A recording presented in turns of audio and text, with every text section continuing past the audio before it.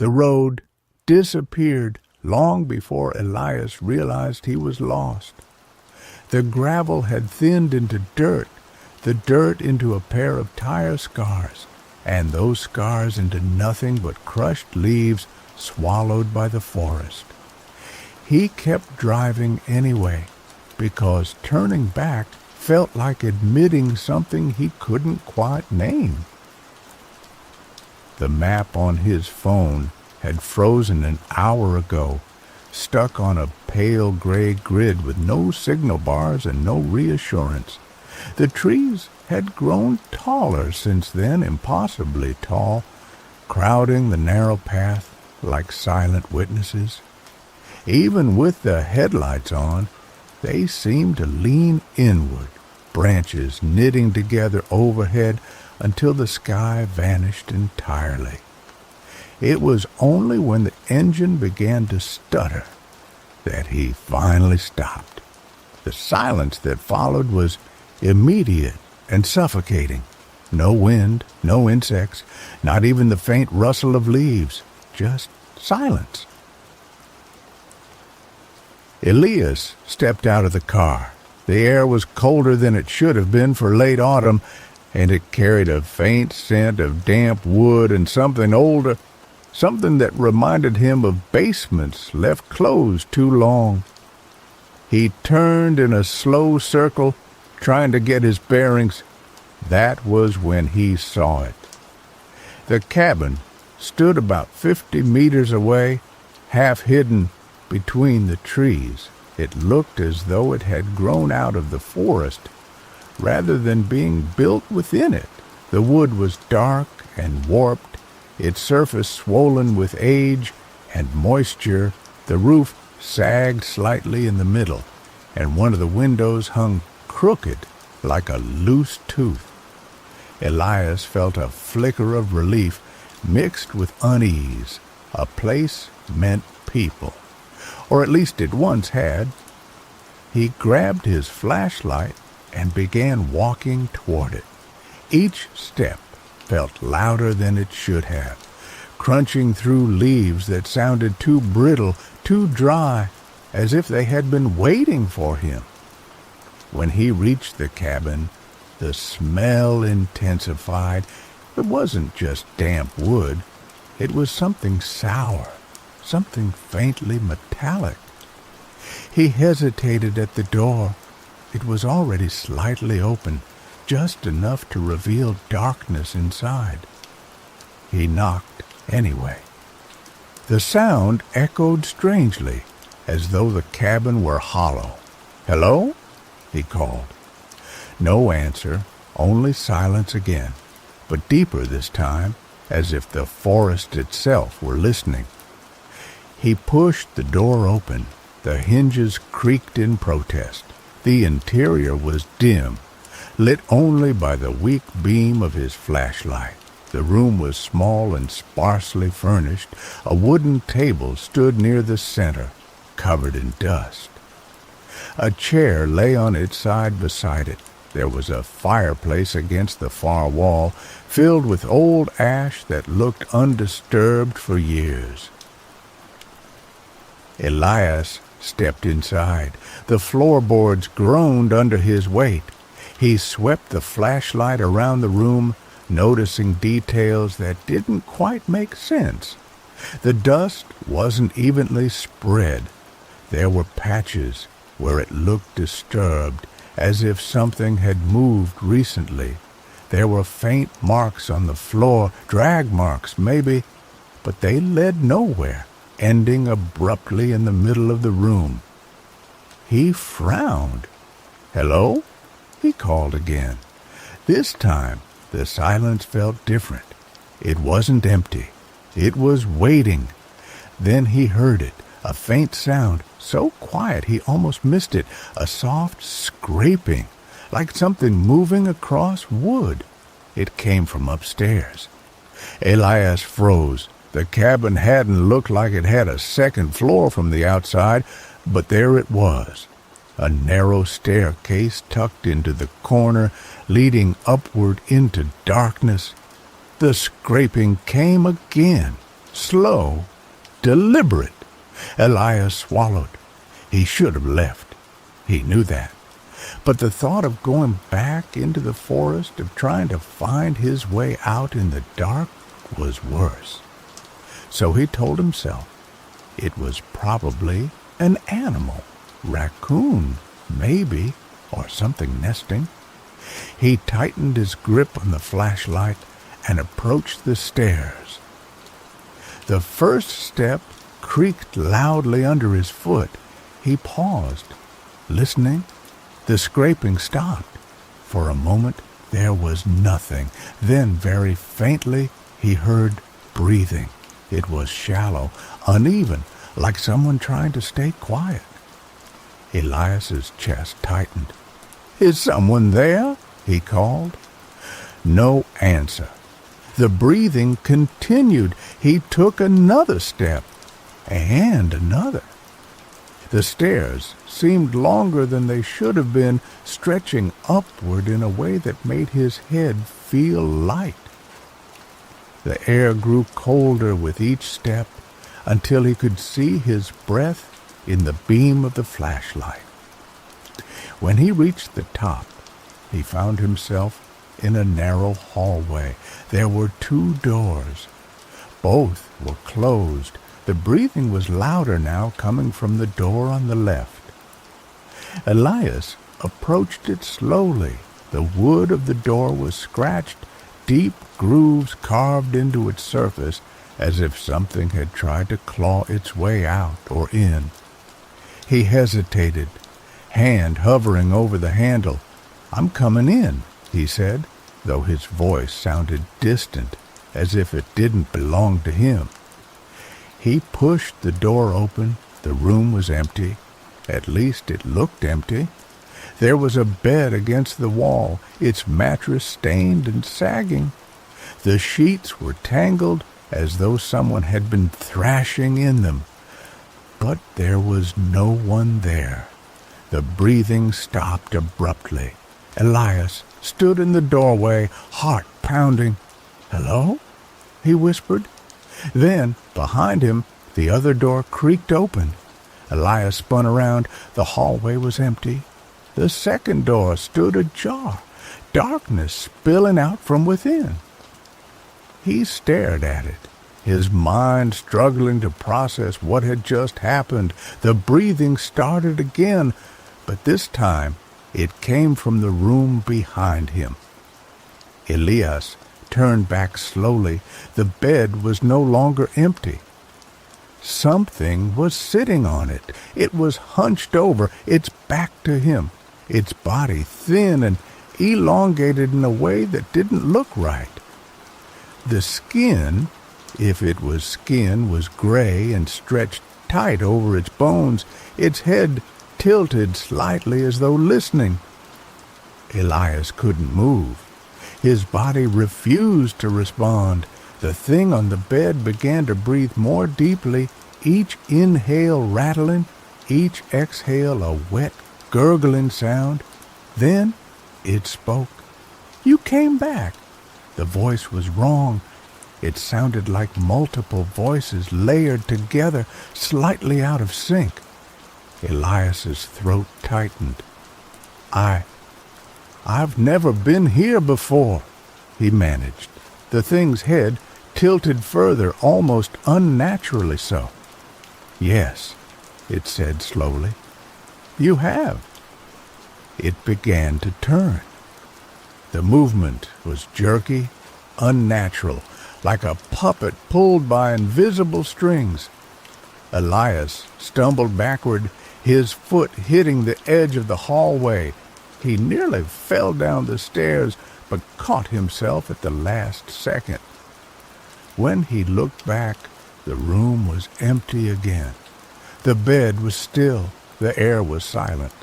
Elias didn't wait. He turned and ran down the stairs, his footsteps pounding loudly in the oppressive quiet. He burst through the front door and into the forest. The cold air hit him like a shock. He ran toward where he thought the car was, but the trees looked different now, closer, denser, as if they had shifted while he was inside. He kept running anyway, panic driving him forward. Then he saw the cabin again. It stood directly in front of him, closer than it had been before. Elias stopped short, breathless.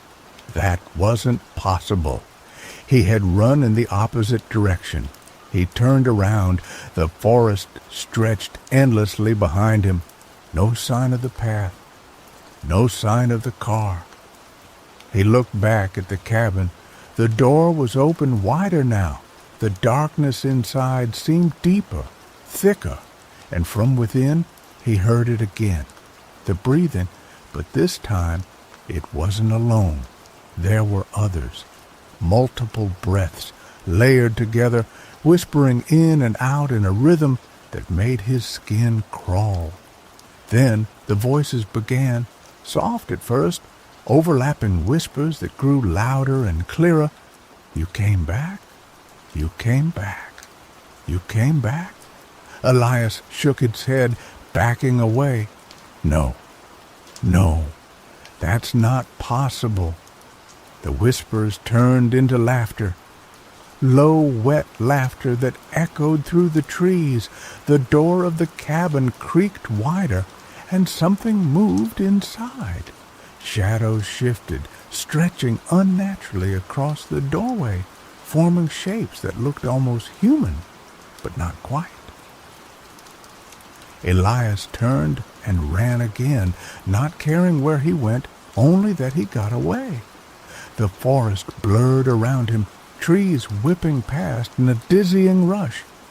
The whispers followed, all was just behind him, never fading. Finally, he saw something ahead.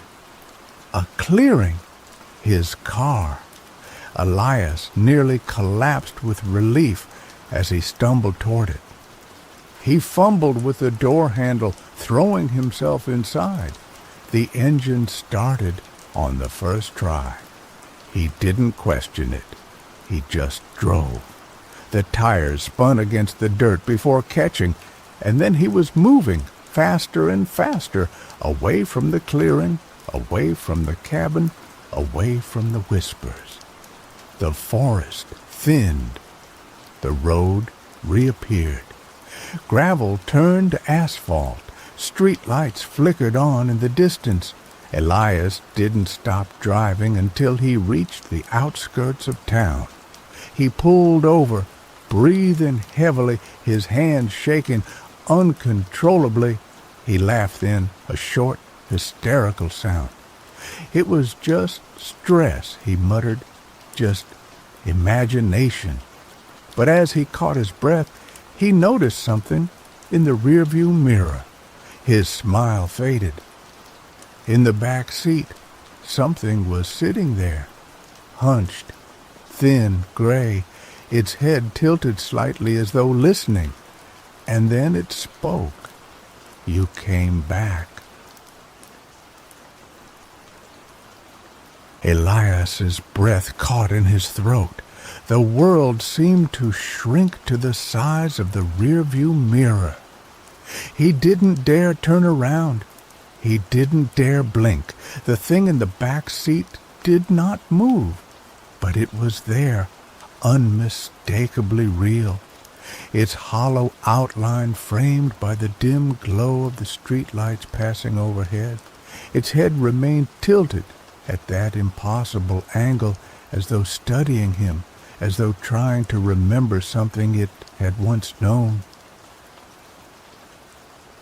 You came back, it repeated, its layered voice filling the small space of the car. Elias's hands tightened around the steering wheel. His knuckles turned white. No, he whispered, his voice trembling. No, you're not real. You're not real. The creature's breathing grew louder, wet, and uneven. He could hear it now, not just from behind, but from everywhere. Inside the car, inside his head, inside his chest. You always come back, it said. Elias slammed on the brakes. The car screeched to a halt in the middle of the empty road. He couldn't take it anymore. He had to look. He turned slowly, every muscle in his body resisting the movement. The back seat was empty. Nothing, no figure, no gray skin, no impossible shape. Just darkness and the faint imprint of the fabric seats. Elias stared for a long moment, his heart pounding against his ribs. Then he let out a shaky laugh. Okay, he muttered. I'm losing it, that's all. This is just... The sound of breathing cut him off. It came from right beside him. Elias's head snapped forward. In the passenger seat, the thing was sitting there. It was closer now, close enough that he could see its face, if it could be called a face. The skin was stretched too tight, translucent in places, veins like dark threads beneath the surface. Its eyes were sunken pits of shadow, yet he felt them fixed on him, unblinking. The mouth, if it was a mouth, curled slowly into something resembling a smile. "You left," it whispered. Elias screamed. He threw the car into reverse, his foot slamming on the accelerator. The car lurched backward, tires squealing. But when he glanced forward again, the passenger seat was empty. The road stretched ahead, quiet and deserted. He stopped the car again, his chest heaving, his mind raced, trying desperately to make sense of what was happening. But every thought slipped away like water through his fingers. Then the radio crackled. Elias flinched. He hadn't turned it on. Slowly the static began to clear, shifting into something else. A voice, faint at first, but growing clearer. Found near the outskirts. No identification. Appears to have been missing for several days. Elias frowned, leaning closer to the radio. Authorities are still investigating the discovery of a vehicle abandoned deep within the forest. The car was located approximately 20 kilometers from the nearest road. There were no signs of struggle, but the interior showed unusual markings. Search teams are continuing to look for the owner, identified as Elias. The radio cut to static. Elias froze. His reflection stared back at him from the dark windshield, pale and wide-eyed. "That's not possible," he said softly. "I'm right here. A shape moved in the reflection. Not behind him, not beside him, inside it. Elias leaned closer, his breath fogging the glass. The reflection didn't match his movements exactly. It lagged just slightly. And then it smiled. Elias staggered back, his heart slamming against his ribs. The reflection continued to stare at him, its smile widening unnaturally. "You never left," it said, its voice echoing from the speakers, from the air, from everywhere at once. The car door locks clicked shut, all of them. Elias lunged for the handle, pulling frantically. It wouldn't budge. The windows began to fog, thick condensation spreading rapidly until the outside world vanished completely. He was trapped in a gray, shifting haze. The breathing returned, louder than ever, pressing in from all sides. Elias pounded on the glass. "Let me out!" he shouted. "Let me out!" The fog on the windows began to change, forming shapes, lines, scratches, marks that looked disturbingly familiar. They were the same grooves he had seen on the door upstairs in the cabin. Deep, desperate claw marks. They appeared one by one, dragging themselves into existence as though carved by invisible hands. Elias backed away, his body trembling uncontrollably. No, no, no, no. The marks formed words, slowly, deliberately. You came back. Elias shook his head violently. I never came back, he screamed. I left. The breathing stopped. For a moment there was absolute silence. Then a soft whisper, so close it felt like it came from inside his own skull. No. The fog cleared instantly. The car was gone. The road was gone. The streetlights were gone. Elias stood in darkness. The cabin loomed in front of him, exactly as it had before. The door hung open, waiting. The forest surrounded him, silent and endless. Elias stared at the cabin, his mind fracturing under the weight of what he was seeing. This isn't real, he whispered. This isn't real. But even as he said it, he knew the truth. The ground beneath his feet felt solid. The cold air bit into his skin. The smell of damp wood and something metallic filled his lungs. It was real, all of it. He took a step back. The forest shifted behind him, trees closing in, branches twisting together to block his path. There was nowhere else to go.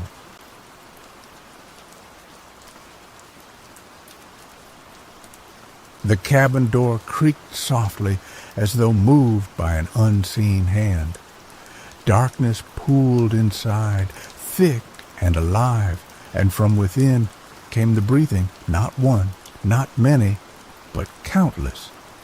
Elias felt something brush against his hand. He looked down. A mark had appeared on his skin, thin, red, like a fresh scratch. Then another and another. They spread across his arm, forming patterns, lines, words. He raised his trembling hand closer to his face. The scratches spelled something. You never left. Elias let out a broken sob. The whispers began again, rising from the cabin, from the forest, from the very air around him.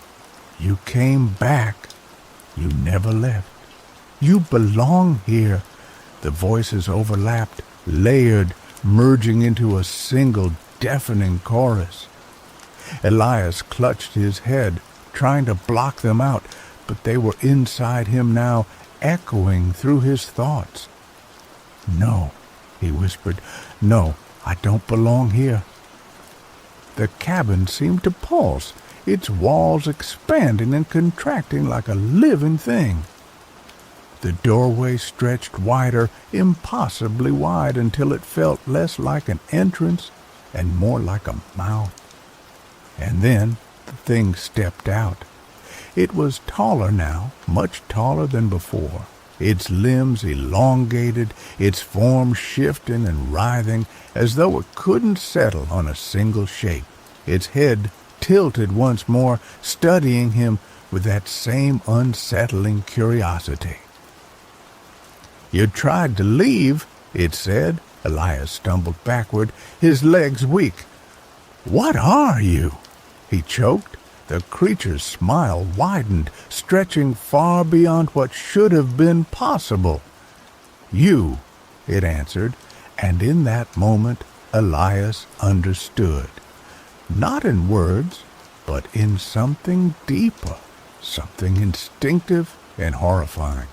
He remembered flashes, driving into the forest days ago, maybe longer, the road vanishing, the cabin appearing. He remembered entering it just like before. He remembered the breathing, the voices, the thing on the bed. He remembered running, and then nothing, because he had never made it out. He had never reached the road. He had never driven away. He had never left. The creature took a step closer. Its form flickered, shifting, and for a split second Elias saw his own face staring back at him, pale and twisted into that same unnatural smile. "You stayed," it whispered. The forest seemed to lean in, the trees bending closer, closer, until there was no space left between them and him. The world narrowed to the cabin, the creature, and the suffocating truth. Elias's body began to feel wrong. His limbs grew heavy, his skin tight. He looked down. His arms were changing, the flesh stretching, graying, veins darkening beneath the surface. "No," he gasped. The creature reached out, a long, thin hand brushing against his cheek. Its touch was cold, too cold. "It's time," it said softly. Elias tried to move, tried to run, tried to scream, but his body no longer obeyed. His head tilted slightly to the side, mirroring the creature's posture. His breathing slowed, becoming shallow, uneven, wet. The world dimmed, the forest faded, the cabin grew closer, larger, until it filled his vision. And then, silence. Time passed. Or maybe it didn't. The forest remained still. The cabin stood as it always had, its door slightly open, its windows dark and empty. Inside, the air was thick with the smell of damp wood and something metallic. Upstairs, in the small room with the sagging bed, something sat, hunched in the corner, its gray skin stretched tight over its bones, its head tilted slightly, as though listening, and from far away through the endless trees, the faint sound of an engine could be heard. A car approaching slowly. The thing's mouth curled into a thin, unnatural smile. Its breathing deepened, anticipation creeping into every rasping inhale and exhale. Then it spoke, its voice layered and broken, echoing through the empty cabin. "You came back,"